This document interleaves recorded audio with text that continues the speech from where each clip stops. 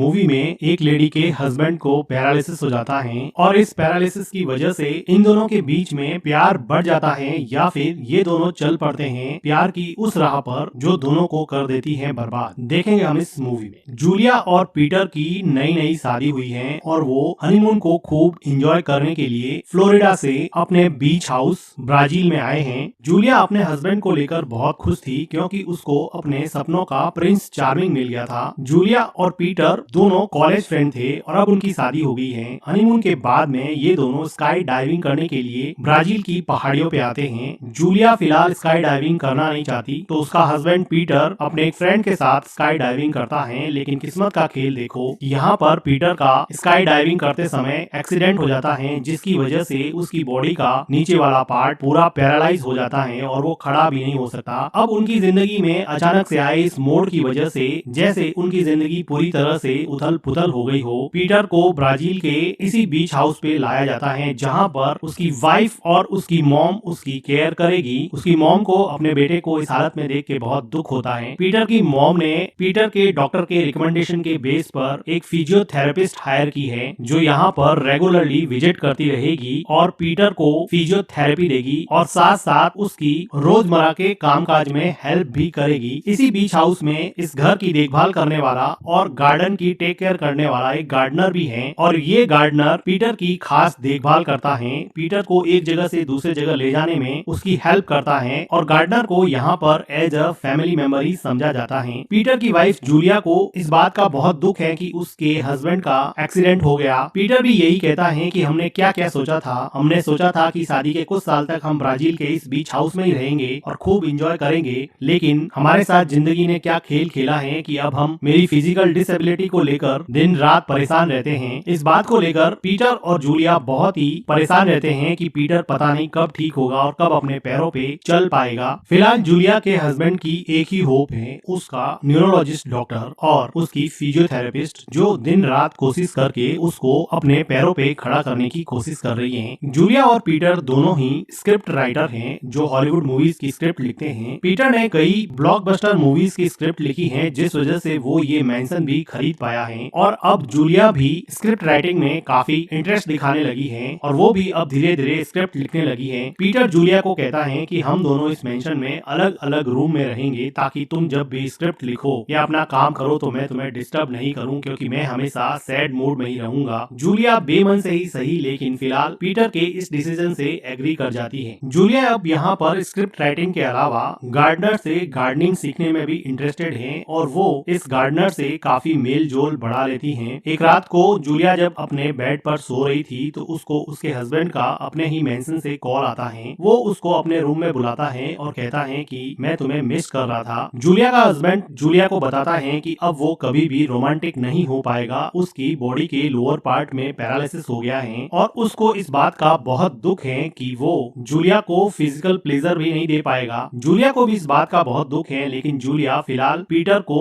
अपने साथ romantically involve करने की कोशिश करती है, लेकिन पीटर उसको कहता है कि बस करो, ये सब मत करो, तुम्हें पता है ना कि मेरी बॉडी के लोअर पार्ट में पैरालिसिस हो गया है, तुम ऐसा क्यों कर रही हो, तुम मुझे जलील क्यों कर रही हो। इस बात से जूलिया को रियलाइज हुआ कि ऐसा करने से पीटर को और ज्यादा शर्मिंदा होना पड़ता है, तो वो दुखी होकर मेंशन के एक कोने में जाकर पियानो बजाने लग जाती है, जैसे पियानो की हर धुन उसके दिल का दर्द बयां कर रही हो और इसी दर्द को शायद कोई समझ रहा था जो उसको पीछे से देख रहा था। ये गार्डनर जो जूलिया को पीछे से देख रहा था अंदर ही अंदर जूलिया के दर्द को समझने लगा। नेक्स्ट डे ब्रेकफास्ट टेबल पर जूलिया और पीटर एक दूसरे से बातें करते हैं तो पीटर जूलिया को कहता है कि अब देखो मेरे बॉडी के लोअर पार्ट में पैरालिसिस हो गया है तो मैं कभी भी बच्चा पैदा नहीं कर पाऊंगा। तो जूलिया पूछती है कि तुम क्या चाहते हो, तो पीटर कहता है कि मैं चाहता हूँ कि तुम किसी और आदमी के साथ रोमांटिक होकर कम से कम हमारे लिए एक संतान पैदा कर दो ताकि हम एक फैमिली की तरह तो रह सके। लेकिन जूलिया को ये डिमांड बिल्कुल वियर्ड लगती है, उसको लगता है कि वो अपने हस्बैंड के अलावा किसी और के साथ रोमांटिक नहीं होगी। इस बात पे दोनों में झगड़ा हो जाता है। जूलिया पीटर को छोड़कर किसी के साथ रोमांस नहीं करना चाहती थी, लेकिन पीटर जूलिया से एक संतान चाहता था। जूलिया अब परेशान होकर घर के बाहर चली जाती है तो वो देखती है कि उसकी कॉलेज फ्रेंड आई है जो अक्सर यहाँ पर आती रहती है। जूलिया की ये फ्रेंड न्यूयॉर्क की बेस्ट सेलिंग बुक की राइटर्स हैं जो अक्सर पॉलीगैमी और मल्टीपल पार्टनर्स के बारे में लिखती हैं। जूलिया भी अपनी प्रॉब्लम अपनी फ्रेंड को बताती है कि कैसे उसका हस्बैंड किसी और के साथ रोमांस करके उसको बच्चा पैदा करने के लिए मजबूर कर रहा है। तो जूलिया की फ्रेंड उसको क्लियरली बताती है कि देखो, नेचर ने तो हमें पॉलीगैमस ही बनाया है, हम मल्टीपल पार्टनर चूज कर सकते हैं, बस समाज और दुनिया वालों ने ये रोमांस और सिंगल पार्टनर और फैमिली का कॉन्सेप्ट रखा है। नेचर सिर्फ हमें इसी बात के लिए प्रिपेयर करता है कि हम ऑफस्प्रिंग यानी कि संतान पैदा कर सके। और वो कहती हैं कि मेरे खुद के मल्टीपल पार्टनर्स हैं, मुझे किसी से कोई प्रॉब्लम नहीं है। अगर तुम किसी एक आदमी के साथ रोमांस करके बच्चा पैदा करके अपना घर बसा सकती हो तो इसमें कोई प्रॉब्लम नहीं है। लेकिन जूलिया इस आइडिया को सिरे से ही रिजेक्ट कर देती है। तभी वहाँ पर उसका हस्बैंड आता है। व्हील चेयर पे बैठा जूलिया का हस्बैंड जूलिया की फ्रेंड से मिलता है। तो बातों ही बातों में ये दोनों लेडीज मिलके जूलिया के हस्बैंड का गलती से मजाक उड़ा देते हैं, जिसकी वजह से अब जूलिया का हस्बैंड काफी परेशान हो जाता है और जूलिया को कन्फ्रंट करके कहता है कि तुमने अपनी फ्रेंड के सामने मेरा मजाक क्यों उड़ाया। तो वो कहती है कि ये सारी दुनिया को पता है कि तुम्हारी बॉडी में पैरालाइज हुआ है, इसमें मजाक उड़ाने वाली क्या बात है। लेकिन जूलिया के हस्बैंड को ये सब इंसल्टिंग लगता है और वो अब जूलिया को थप्पड़ मार देता है। तो जूलिया रोने लगती है और वो कहती है कि आज तक तुमने कभी मेरे ऊपर हाथ नहीं उठाया है, और वो दुखी होकर उस रूम से बाहर चली जाती है। जूलिया अपनी फ्रेंड के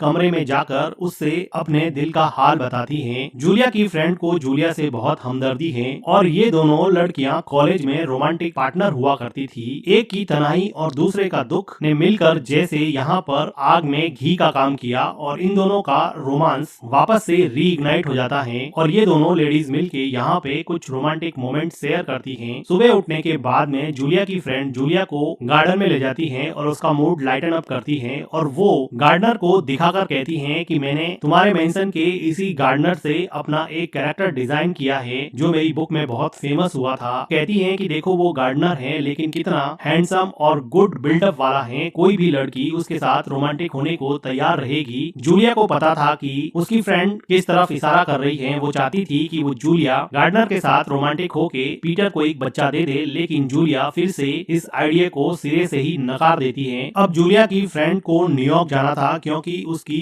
बुक रिलीज होने वाली थी। जूलिया की फ्रेंड के जाने के बाद में जूलिया फिर से अकेली पड़ जाती है। तो जूलिया फोन करके अपनी बहन को बुला देती है। जूलिया की सिस्टर जूलिया को समझाती है कि अगर तुम्हारा हस्बैंड तुम्हें मारता है तो तुम्हें उसके साथ रहने की कोई जरूरत नहीं है। लेकिन जूलिया दुखी मन से ही सही, लेकिन वो कहती है कि मैं अपनी मैरिज को ऐसे नहीं तोड़ूंगी, किसी सिंगल इवेंट की वजह से मैं अपनी शादी को नहीं तोड़ूंगी। वो पीटर को भी समझाती है लेकिन पीटर भी यहाँ पर कुछ समझता नहीं है। जूलिया की सिस्टर के समझाने के बाद में फिजियोथेरेपिस्ट भी जूलिया को समझाती है कि देखो, अगर तुम किसी और के साथ रोमांटिक होके एक बच्चा इस घर को दे सकती हो तो मुझे नहीं लगता कि कोई प्रॉब्लम होगी। और पीटर भी बार बार इसी बात पे जोर दे रहा है, लेकिन जूलिया को ये आइडिया ही बहुत अजीब सा लगता है। वो इसके साथ अलाइन नहीं कर पा रही है। वो परेशान होकर अब इसी मेंशन में बने गार्डनर के क्वार्टर में जाती है। तो वो देखती है कि गार्डनर एक फीमेल डॉगी को, जिसके नए नए बच्चे हुए थे, उनके बच्चों को उसकी माँ का दूध पिलाने में हेल्प कर रहा है, जिसको देख के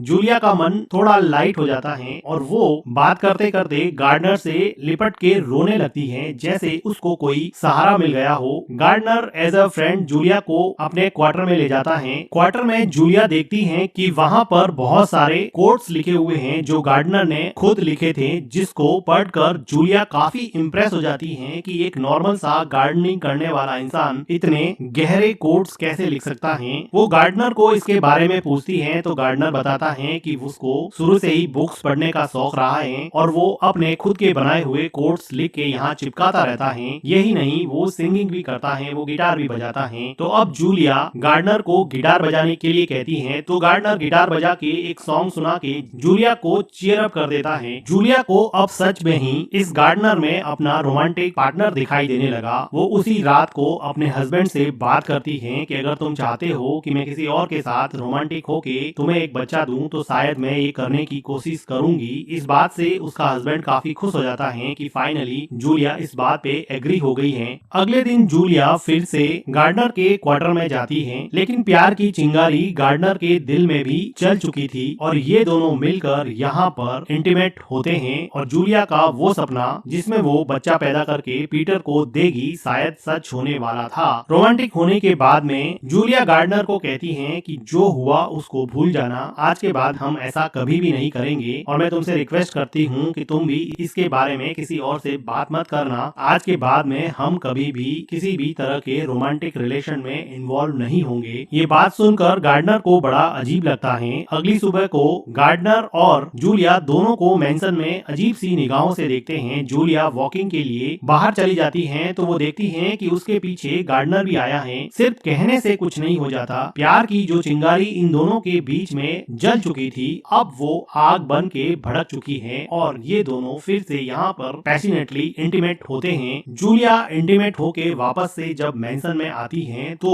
यहाँ पर रुकी फिजियोथेरेपिस्ट को उसकी बॉडी से मिली घास से जैसे उस पर शक हो जाता है। उसी रात को जब वो पीटर के साथ चेस खेल रही थी तो वो विंडो से देखती है कि जूलिया गार्डनर के क्वार्टर में जा रही है। इससे फिजियोथेरेपिस्ट को ये कंफर्म हो जाता है कि जूलिया और गार्डनर का अफेयर चल रहा है, लेकिन फिलहाल वो जूलिया के हस्बैंड पीटर को इसके बारे में कुछ नहीं बताती है। जूलिया अपनी बहन को कहती है कि मैं गार्डनर के साथ रोमांटिक तो हो गई, मैं तो सिर्फ बच्चा पैदा करने के लिए रोमांटिक हुई थी, लेकिन मैं अब अपने आप को रोक भी नहीं पा रही हूँ। मुझे समझ में नहीं आ रहा कि मुझे इतने कम टाइम में उससे प्यार कैसे हो गया। उसकी बहन उसको समझाती है कि देखो तुम उसको भूल जाओ, नहीं तो तुम्हारी पूरी फैमिली बर्बाद हो जाएगी। लेकिन जितना मुश्किल जूलिया के लिए गार्डनर को भूलना था, उतना ही मुश्किल गार्डनर के लिए जूलिया को भूलना भी था, क्योंकि गार्डनर ने अपनी डिवोर्स्ड वाइफ की साथ में फोटो को अब जला दिया था, जिससे क्लियरली ये लग रहा था कि वो अब शायद जूलिया से प्यार करने लगा है और अपनी वाइफ को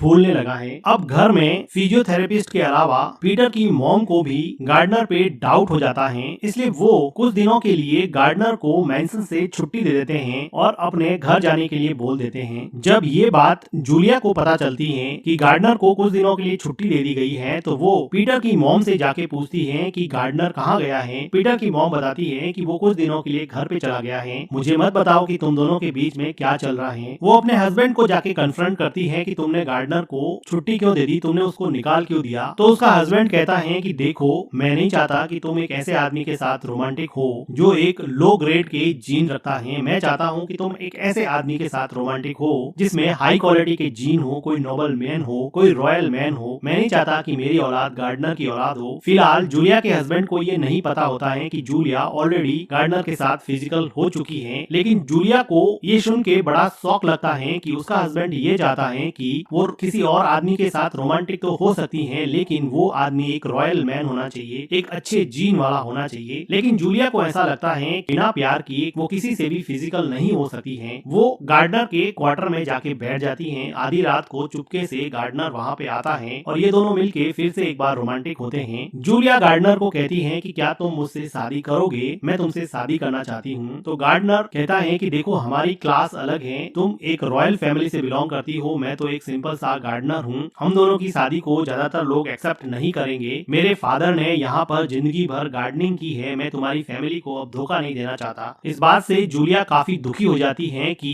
गार्डनर में इतना भी करेज नहीं है कि वो किसी लड़की को ओपनली एक्सेप्ट कर सके, लेकिन जूलिया अभी इसमें कुछ भी कर नहीं सकती। इधर पीटर की बॉडी में ट्रीटमेंट और फिजियोथेरेपी की वजह से धीरे धीरे इम्प्रूवमेंट होने लगा था और इस इम्प्रूवमेंट के प्रोसेस में वो फिजियोथेरेपिस्ट से काफी क्लोज हो गया और अब उसकी बॉडी का लोअर पार्ट धीरे धीरे जैसे ठीक हो रहा था। फिजियोथेरेपिस्ट की दिन रात केयर की वजह से और न्यूरोलॉजिस्ट के ट्रीटमेंट की वजह से अब पीटर फिर से रोमांटिक हो सकता था और वो अपनी ही फिजियोथेरेपिस्ट के साथ यहाँ पर लगभग 2 साल बाद में किसी लेडी से रोमांटिक होता है। रोमांटिक होकर पीटर को बहुत खुशी है। उसे खुशी इस बात की है कि वो अपनी वाइफ के साथ फिर से रोमांटिक हो जाएगा। फिजियोथेरेपिस्ट को भी इस बात की खुशी है कि उसने फाइनली अपने पेशेंट को ठीक कर दिया है, लेकिन उसको इस बात का दुख भी है कि पीटर की वाइफ उसके पीछे चीट कर रही है। वो पीटर को बता देती है कि तुम्हारी वाइफ गार्डनर के साथ अफेयर चला रही है और कई बार उसने उसकी आंखों से देखा है कि वो एक दूसरे के साथ रोमांटिक होते हैं। ये बात सुन के पीटर को बहुत गुस्सा आता है। इधर गार्डनर के पास में उसकी एक्स वाइफ आ जाती है जिसको